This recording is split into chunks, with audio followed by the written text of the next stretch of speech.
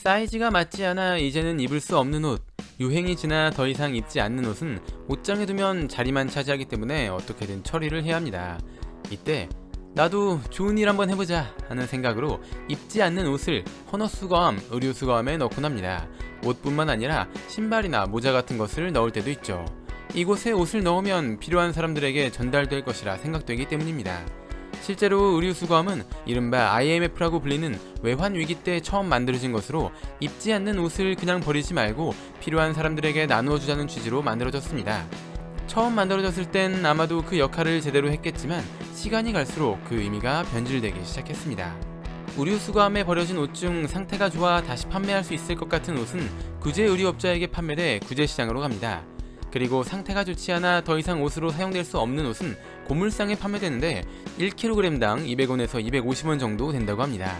의류업자에게 판매되는 옷, 고물상에 판매되는 옷을 제외한 나머지 옷의 비율은 약 95% 정도인데 이것은 아프리카나 동남아시아로 판매됩니다. 즉, 내가 버린 옷은 필요한 누군가에게 전달되는 것이 아니라 어딘가로 판매되고 수익금은 의류수거함 업체가 가져가는 것이죠. 수익금 중 일부는 불우이웃에게 기부되는 것도 물론 아마도 있겠지만 실제로 어떻게 쓰이고 있는지는 알 수 없다고 합니다. 아프리카나 동남아시아로 가는 옷 중 꽤 많은 양이 가나의 수도인 아크라에 위치한 중고시장 칸타만토로 가게 됩니다. 이곳에서 헌옷 거래가 이루어지는데 문제는 이곳에서도 팔리지 않는 옷은 그대로 버려진다는 것입니다.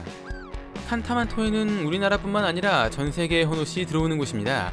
현재 전 세계에서 새롭게 만들어지는 옷은 1년에 1000억 개 정도, 그리고 전 세계에서 버려지는 옷은 1년에 330억 개 정도 된다고 합니다.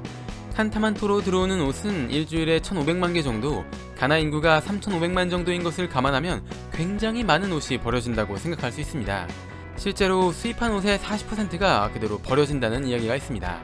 칸타만토에서 멀지 않은 곳에 위치한 오다우강은 근처에 사는 주민들이 낚시를 하던 곳이었지만 처리하지 못한 헌옷을 이곳에 버리다 보니 물이 흐르는 것이 아니라 옷이 흐르는 수준까지 되어버렸다고 합니다.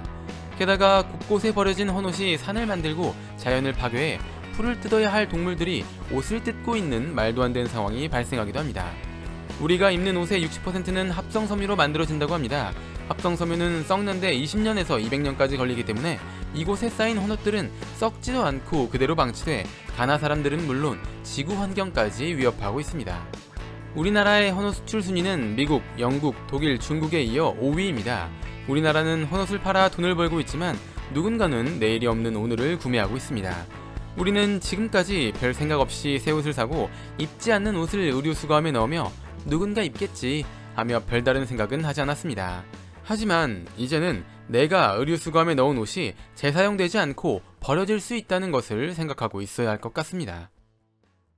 뇌를 채워줄 은덩어리 지식들, 오늘의 은잡지 영상은 여기까지입니다.